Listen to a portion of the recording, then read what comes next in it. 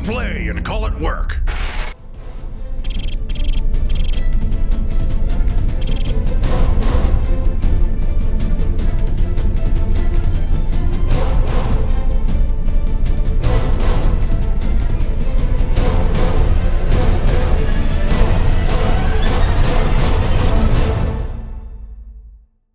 The Space Hulk had yet to be given an official designation.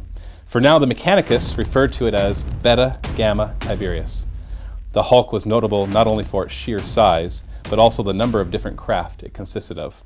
Dozens of human vessels were embedded into the Hulk, and it was believed that some dated to before the Age of Strife. These ancient vessels could hold untold reservoirs of technology from when humanity had reached its scientific peak.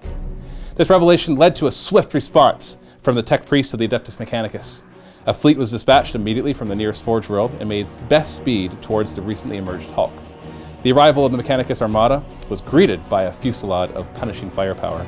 Mixed among the many ships of the Hulk were numerous ships of Xenos origin. Chief among these were the crude crafts of the Orks. Not to be denied their prize, the warriors of the Skitarii legions were unleashed, and after many fierce battles, a beachhead was established. Clearly facing a protracted clash, reluctant request for assistance was sent by the outnumbered servants of Mars. The alert chimed for the third time and finally broke the concentration of Inquisitor Rhyn. He had been very specific about not being interrupted while in his study, and there would be repercussions for whoever was responsible. Rhyn tidied the data slates he had been studying and left the clutter of his personal chambers to track down the source of his annoyance. Moving quickly down the hallway, Rhyn almost collided with Benton, his interrogator, as he turned the corner. Rhyn began to chastise Benton for his breach of procedure, but it was evident from the look on the young interrogator's face that something was amiss. The Inquisitor snatched the report from Benton's hand and began flipping through the contents. "Is this verified?" Rhyn asked. Benton simply nodded his head in response. "Fetch Janessa and wake the prisoner." Benton rushed away to fulfill his master's command as Rhyn continued reading the report and wondering at the possibility that what was contained inside might be the missing link he had been searching for. Inquisitor Rhyn looked out the viewport of the rogue trader vessel Electo at the firefight between the Mechanicus flotilla and the Orkish guns of the Hulk. Rhyn was very familiar with both the Electo as well as her captain. An Inquisitor will often meet a diverse collection of individuals, and rogue trader Captain Milos Andrades was one such person. Early in his career, Rhyn had encountered Milos while purging a cult that infiltrated the planetary defense force. Milos, as well as with most rogue traders, enjoyed a profitable business hauling supplies to far-flung Imperial planets and returning with more exotic goods to sell. These goods sometimes pushed the limits of what was deemed permissible by Imperial law. This time, the cargo pushed the limits of what Milos was comfortable with being on board. Welcome, everybody, to our Deathwatch campaign, Space Hulk Deathwatch, a sequel to Augustine's Station. I've got Steve and Quirk here. And I, for one, am very excited for this campaign because everybody seemed to really enjoy Augustine's Station, our first Deathwatch campaign. And since this is a sequel, I get to continue the story with the help of Josh, working behind the scenes as our primary writer for this. We're working together on the story, but he's been doing a lot of the writing for both the story and the missions. So if anything goes wrong, you blame him, not me. And anyways, and so Steve and Quirk are reprising their roles as Deathwatch leaders. We're even seeing a couple characters come back from last time, which we'll talk about in a second.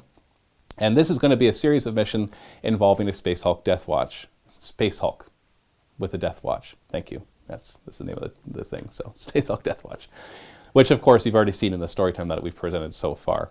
So the way that we're going to do for this first video is we're going to first take a look at their two squads, their two 5-man kill teams. All the rules for this are available at miniwargaming.com/deathwatch. I've actually updated the rules a lot since last time to just make it more interesting, I think, to add more options like Tech Marines, for example, and you upgrade into the new Deathwatch Codex stuff. I've updated the item generator a lot so that it has all the new weapons from the Deathwatch Codex, as well as even new upgrades, both good and bad. And I've also removed a lot of the useless stuff like just the Imperium war gear. Like you won't just find an Iron Halo or EMP grenades, although it's nice to find those things, but I'd rather focus more on the Xenos items and the random generated items of the item generator. So that's all updated. You can get all that at miniwargaming.com/deathwatch, and you can use them however you want. You're free to make your own Deathwatch campaign. You can modify them. So when some people ask me questions like, well, am I allowed to do this? Could I do this instead? I'm like, totally. We've already broken one of the rules. You're bringing a tech priest, and then you decide to make it Space Wolves, and he's like, so does that make it an Iron Priest? And I'm like, Yes. So we're using the Iron Priest rules rather than the Space Marine Tech Marine rules. So it's things like that. Do whatever you want with it. It's meant to be like a role-playing game combined with a tabletop game. So we're going to take a look at the squads. We're going to upgrade them right now. We're going to choose their psychic powers, talk about their chapter tactics, and then after that, we will give the story for the first mission with both Steve and Quirk are going to be participating in it. And that'll be in the MiniWarGaming Vault at the link in the video description below. So after you watch this video, you can click that link, or clink that lick. That sounds really bad. And if you're not a Vault member, you can still click it, get a free 7-day trial to the MiniWarGaming Vault, get instant access to mission number 1, as well as all the other narrative campaigns. Are you okay? And battle reports and painted tutorials and everything else that's in there. Let's take a look at their kill teams. Of course, leading this entire operation is Inquisitor Ren, but gameplay-wise, you're not going to see much of him, at least at the beginning. Maybe he'll come in later missions, but right now he'll be back in the Rogue Trader vessel, just giving directions and orders to the actual Deathwatch, who will go in and secure areas and complete the missions that they need to complete. We'll start off by looking at Quirk's kill team, and we'll go left to right. We have 2 returning characters here, so why don't you tell us exactly what you decided to bring? So we've got Dante coming back. He's from the Iron Hands chapter. Still has his Power Fist, Plasma Pistol, Artificer Armor, an Iron Halo, and then some Melta Bombs. Artificer. I like to say Or anyway. Artificer. Armor. Yeah. 2+ armor. 2+ armor. Now, he's a watch captain now. Yes. This has changed a lot. Before, he was toughness 5, and he was champion, I think is what he was designated as. But now he has the watch captain stat. So he's back to being toughness 4, and he'll still only be level 1, but we're representing his increased abilities by making him a watch captain, which gives him all the watch captain stats plus a weapon or a wounds of 4. So like ballistic skill 5, weapon skill 6, and 4 wounds rather than just the 3 I think the watch captain normally has. And being an Iron Hands, he gets +1 feel no pain and it will not die. And being a watch captain in the Deathwatch Codex, or the campaign rules, he gets Inspiring Presence. So every friendly unit or model within 6 inches gets to use his leadership of 10. And then what did you give him for special issue war gear? For special issue war gear, I gave him Melta Bombs. Awesome. You're allowed to take 1 special issue war gear per guy for free. Next up on the bike, we have Ignis. He's the white scar of the group. He's got his bike, a power sword, and then he's also got special issue war gear Melta Bombs. And being a white scar, he has Hit and Run, Crusader, as well as Skilled Rider. Awesome. Now, you didn't have to be a white scar to have Skilled Rider because a Deathwatch biker has Skilled Rider. Yes. But it's still nice. Warden! Oh no! The apothecary who couldn't ever. He's back. So he's, again, Black Shield, which gave him his attunement through honor. Atonement through honor, which means if he has fighting independent character, monstrous creature, or is outnumbered in a fight, he gets to have double his attack profile in that combat. Or vehicle. Or vehicle, yes. Sorry. In close combat only, obviously. Yep. And he's also got a 6-inch Feel No Pain. He's equipped with the Narthesium, a bolt pistol, and I gave him an Auspex special issue war gear. Which will actually come in a lot because we'll be using a lot of blip markers. And we're just saying that the Auspex, if he chooses to use it, will reveal blip markers within 12 inches. Mm-hmm. Next up, we have Hohenheim. He's new. He's my Red Scorpion. Being a Red Scorpion, he gives a 6-inch bubble where the Feel No Pain. Once per turn, he can re-roll a failed Feel No Pain. So he has a 6-inch bubble, but he doesn't give Feel No Pain because the Red Scorpions were known for being apothecary aids.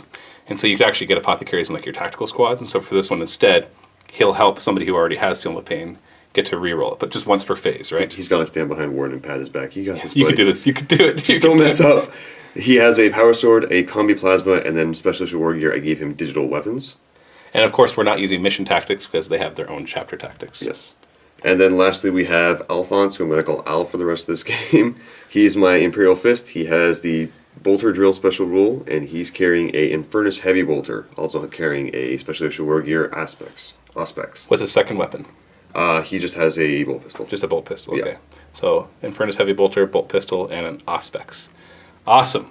So, and just to point out, all the different chapters, if you look in the special rules that I created, when they hit level 5, they automatically get something else that's special for theirs. I think the Imperial Fist gains an extra shooting attack, which we'll talk about shooting attacks in just a second, but only when he's using bolter-type weapons. And then we have Steve's kill team. Now, we don't have any returning characters from last time, right? Because all new. Because none of them we really cared about. They're all terrible. Yeah, the only ones that we cared about, I think, were Virgil, and he died. It wasn't Virgil, it was my... Who had Virgil? Was it I had Virgil. Oh, you had Virgil? He died. Yeah, he died. But yeah, spoiler alert if you haven't watched Augustine Station yet. But let's go left to right. What do we got? We got a librarian that's Ranicus. He's level 2 and he's a firehawk, giving him +1 strength to his flame weapons. He also has a 4-staff, a pistol, and he's got the auspex. And we agreed that having that +1 strength to flame weapons would also grant +1 strength to flame psychic powers, which is why you're going to take pyromancy for it. Absolutely. So that'll make him pretty awesome. Next, I got a Space Wolf Iron Priest. That is Jan Janssen. He has a Hellfrost pistol, a Hellfrost hammer, melt-a-bombs, and his little servo skull there. And a servo arm, too. Oh, of course. Because he's an Iron Priest. Now, the servo skull is in addition to the Deathwatch Codex, the Deathwatch campaign rules that I give to a Tech Marine. And it's jetpack infantry, so it moves around like that. It doesn't use the same rules as the Inquisitor servo skull that we see in 40k. It's his own set. He's a jetpack infantry, so he can move around. He can't be targeted. If an enemy comes within 3 inches of it, then it just disappears. And it basically draws line of sight, so it can reveal tokens and things, or it can go around a corner and see what's around that corner. And also, if you fire a blast weapon within 12 inches of it, it scatters 1d6 less. So that's the fun thing for the Tech Marine. And even if he loses it in the mission, he'll always get another one. He'll just find another skull. Or maybe he lost it because it ran away and he just gets it back. So does your servo skull have a name? That is a Bruiser Mate. A Bruiser Mate. It's Bruiser Mate. Okay. Yeah, this is old pal. We got Keldor. He's my Terminator Ultramarine with a Cyclone Missile Launcher, Chain Fist, Storm Bolter. He also has digital weapons. And because he's a Deathwatch Terminator, he's fearless. What's his chapter? Ultramarines. Okay, so he's got chapter tactics. Yep. Now, or chapter doctrines. Now, those doctrines can be used by any friendly unit or friendly model within 6 inches as long as they pass a leadership test first. So it can be quite beneficial to the group. And that we got just a veteran. He's a Red Hunter. His name is Valigar. He has a Deathwatch frag cannon, also a pistol, and nothing else. So the Red Scorpion rules are mnemonic redactor protocols is to pick a special rule to start the turn, either Monster Hunter, Tank Hunter, Hatred, or Counterattack, and he also has Adamantium Will. Now, what's his special issue war gear? Yeah, he didn't get one. You didn't give him one? Nope, nothing left from the tag. Oh, okay. Well, because he could duplicate. There was a combat shield left. Well, you could duplicate the special issue war gear. Oh. So you can give him melta-bombs or auspex. Or... Well, then the only thing worth taking, I think, would be a Melta-Bomb. Okay, so he has got a melta-bomb then. Yeah. And then finally... We got Yoshimo. He's my stalker. He has a stalker bolt gun. he is a raptor. He also has a regular bolt gun. And his special rules are scout and stealth. And what'd you get him for his special issue war gear? He got nothing as well, so he might as well take Teleport something. Homer? Oh, that's right. He had Teleport Homer. Look at that. It's right there on your sheet. Good job. Okay, so let's talk about shooting attacks. So I introduced a new characteristic called shooting attacks. It's right alongside your attacks. Shooting attacks is how many times you can fire when you shoot. Because I found that the other Deathwatch guys, they were very tanky, but they couldn't take out as many guys as I wanted to, because in the end there's just one guy. So close combat was fine because you could sweep in advance and kill a lot of guys that way. And so now everybody starts with a shooting attack profile of 2. It can get upgraded once to go to 3. There's some other special rules that might get higher than that. Essentially, each shooting attack is its own shooting phase. So you can choose a different weapon each time. If you have a Cyclone Missile Launcher, then you could fire the Cyclone Missile Launcher and the Storm Bolter both twice. If you choose the same target, then any second or subsequent shot gains twin linked. If you choose more than one target, though, you can't charge. You can also choose to give up one of your shooting attacks to run 3 inches, or all your shooting attacks, no matter how many you have, to run 6 inches, and then you get bonuses from Fleet and Crusader using the Heralds of Ruin Kill Team rules for that, which gives them an extra D3 inch run. But you only get that if you give up all your shooting attacks and run 6 inches. And if you have split fire, which a biker automatically does thanks to the Deathwatch bike rules, then if you fire at more than one target, you're still allowed to charge one of your targets if you want to. We're going to start by rolling our upgrades. At level 1, everybody gets 1 upgrade. And first you roll on the upgrade table. It might upgrade a stat, or it might give you the chance to roll on an actual table. And unlike last time, they have a lot more control over the stats that you get, because I've grouped them into tables. And if you can either roll on the general table, but if you roll 3 or 11, then it becomes a special table that you could roll on as well. It took a lot of inspiration from how Gorka Morka works, although then I revamped it totally for this game, obviously.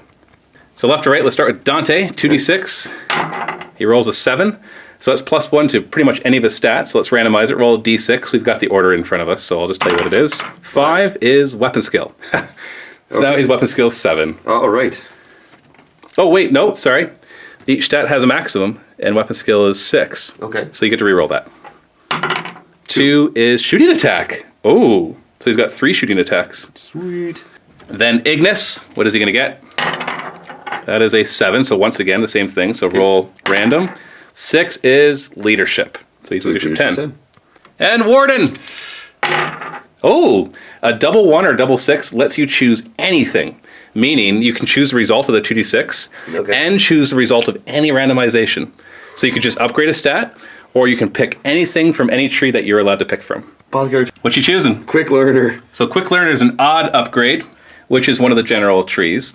And Quick Learner gives him double XP. So he'll be upgrading. Now you're thinking Apothecary. I was thinking Apothecary, but... Because it is a table that you might not get in the future, even when you upgrade. But getting double experience for the campaign, that's pretty awesome. And Hohenheim, the Red Scorpion veteran. He's also getting a random stat upgrade.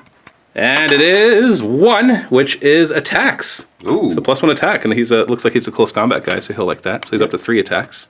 And Al, the Imperial Fist. Is that his wall name? Yeah. Oh, he also rolled a 7. Jeez, you're rolling lots of 7s. And what's his random upgrade is 2, is a shooting attack. An Imperial Fist with an Infernus Heavy Bolter with 3 shooting attacks. Steve, it's your turn. And we'll roll his Pyromancy after. So with Arenicus. Arenicus. Oh! I have no idea. You got to just choose whatever you want. All right, he's also going to take Quick Learner, and I have to. It'll get you more perks. It'll help you level up faster. Now, you only have a maximum 10 perks anyways, but not everybody's going to get to level 10, so hopefully you'll level up at least twice more than the average person to make up for taking up a perk. Because there's also +1 mastery level. There's awesome psychic stuff that you could be doing as well. But, long game, right? Think of the long game. 12 again. Tech Marine or Iron Priest, Jan Janssen. 7, so he just gets a random stat upgrade, which will be shooting attack. Okay. Interesting. And Keldorn. The Terminator. 6. So it's a random upgrade, but it's attacks, shooting attacks, or initiative, in that order for a D3. So shooting attacks. Oh, no! Not bad. Cyclone missile launcher gets to fire 3 times. Valigar, what's his chapter? Red Hunter. Red Hunter, what's he going to get? 8, so that's +1 ballistic skill, weapon skill, or leadership. So leadership. Dang. Boring. And Yoshimo. Yoshimo! A Raptor. 6 is +1 attack, shooting attack, or initiative. Initiative. Not bad. He's a sniper guy, though, so he probably would have appreciated the shooting attack. Now we'll roll on the Pyromancy. You get Flame Breath automatically because you've already decided that you're going to take all Pyromancy. Now the rules for the Deathwatch one, I don't think I actually put this in there, but this is how we played it before, is that after generating your powers, you could choose to re-roll any ones that you want in any order that you want.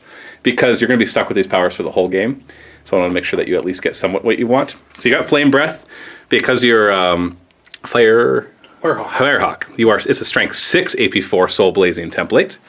So we get Sunburst. So it's a 9-inch Nova, strength 5 AP5, Assault 2d6 Ignore Cover Soul Blaze. Ooh, he'll be getting lots of experience. And he's got Quick Learner. Inferno is a 24-inch strength 5 AP5 Ignore Cover Large Blast Soul Blaze. Do you want to get rid of either of those? I don't think I want to trade this up at all. Those ones are pretty awesome. Forget the... Now, Inferno is Warp Charge too, but so you won't be able to cast all of these. So I'm not sure. You take a look and we'll come back and decide. So you are going to reroll? I'm going to reroll Inferno. Keeping Sunburst because it's too good. And what do you get? Shuffling, and Fiery Form. So that targets yourself. Isn't that the one that you wanted? That's exactly what I wanted, okay. Yeah, you got upset there for a second. But he gains 4 up invuln. His close combat attacks gain Soul Blaze. And the Psyker gets to reroll failed to wound rolls for these. So he gets +1 strength on these thanks to being a Firehawk. And if you do this one first, which will be hard to pull off because you're only a level 2 Psyker, and you only generate D3 warp charges, not D6, then you could get one of these being reroll to wound. But if that, at the very least, you're also getting 4 up invuln.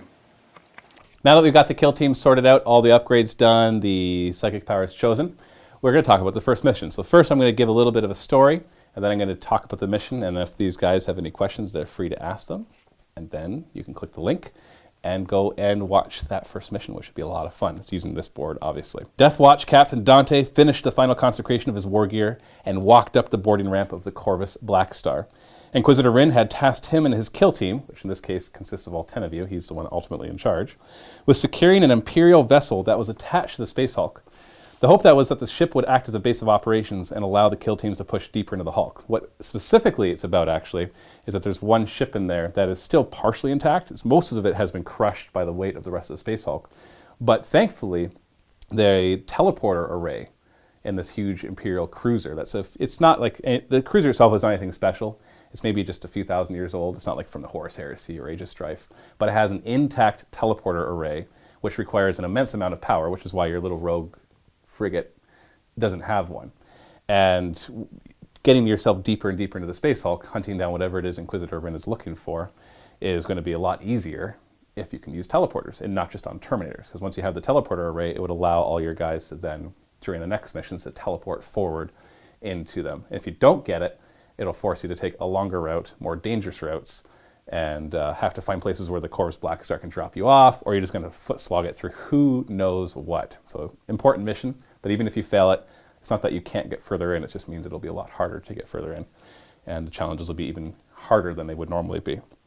Milos, the shipmaster, has managed to maneuver the ship within close range of the Hulk while avoiding detection by both the Orks as well as the ships of the Adeptus Mechanicus. So you can kind of picture the Space Hulk there, and off in the distance you can see these explosions as gunfire goes back and forth, but you're kind of coming on a different side of the Hulk where there's less of an interest and hopefully then less of an Ork presence. Unfortunately, the auger scanners have shown that there is an Ork presence on the Imperial cruiser. They're obviously going to be just as interested in salvaging for technology as the Adeptus Mechanicus are, except for different reasons, obviously. But the bulk of their forces has been drawn to the other side, where the actual the Ork ships are crashing to the Hulk. And so it should be minimum resistance, but you don't know fully. The auger scanners just detect that they see minimum amounts of life forms there, but it can't give you a full scan. And unfortunately, the auger scanners can't go deeper into the Hulk because of the amount of radiation and just the depth, just the sheer depth of actually getting through it is a lot. The Inquisitor has requisitioned the support of the Deathwatch, obviously, for his mission to secure the secrets of the Space Hulk. And Dante will not be found wanting. He has proven himself before. Let's see if he can do it again. So your mission, should you choose to accept it, which you do, because you have to. Otherwise, it can't be like one of those annoying role-playing groups. It's like, can I just go to the village and like hang out there instead of doing what they say? And you're like, yeah, okay, I guess you could. You're out next week. But anyway, your mission is, obviously we've got this setup, which we'll look at in more detail in the actual, like I'll show you in more detail on camera, but is to secure the main area, to cleanse it. Now cleansing it doesn't mean killing every last guy, it means taking out their leaders. So you got to find and execute every leader type Ork that you can to make the rest of them basically flee, because obviously there's going to be way more Orks than you could ever personally kill yourselves, even with all your extra shooting attacks. Because there's just millions of them, billions of them probably on the Space Hulk. And so you don't want to attract too much attention to yourself, so you need to do this quickly and stealthily and eliminate the leaders and secure and cleanse the area. Do you have any questions? I think we got her. Can we shoot each other? That's a good question. No. I was going to do it. You count each other as friendlies, which means you're not even allowed to try to target each other. However, if there is a stray blast... Do you have any blasts? I do. He has cyclone missile launchers that fires 3 times. I don't have any blasts. So six blasts per turn. If you got a squad of Orks right in front of you, you know he's going to be trying to blow those guys up. I will. And he'll keep his servo skull away from them so that they scatter a little further. I will. Servo skull, go that way. All right, here we go. Any other questions? No? No. Okay. No. So that is it then. We're just going to jump right into it. Click the link in the video description below to go and watch the mission right now. If you're not a Vault member, remember, you can still click it, get a free 7-day trial, absolutely free, and get access to this mission instantly, as well as all the other stuff that we have put out in the MiniWarGaming Vault, as well as everything that will be coming out in the MiniWarGaming Vault for as long as you remain a member. And it helps support us and do all of this. It is because of our Vault members that we're able to do campaigns just like this one. Thanks for watching. I'll see you in the next video.